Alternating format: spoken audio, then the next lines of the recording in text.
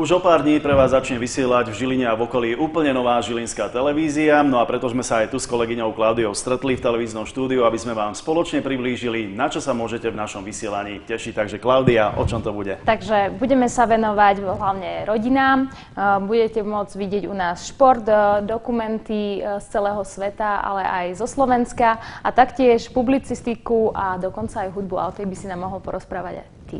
Áno, presne tak, budeme sa venovať aj hudbe, či už slovenskej alebo zahraničnej. Budeme spolupracovať na rôznych celoslovenských, ale aj českých festivaloch a koncertných turné. Pripravené sú rôzne súťaže, či už o vstupenky, alebo taktiež aj o CDčka, DVDčka, takže máte sa na čo naozaj tešiť. No a aké bude víkendové vysielanie? Víkendové vysielanie bude veľmi, veľmi šteklivé a môžete sa tešiť na špeciálne prekvapenie našej televízie.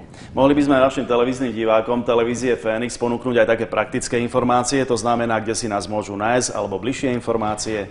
Viac informácií o nás nájdete na www.tvfenix.sk a tiež na facebookovej stránke TV Fénix.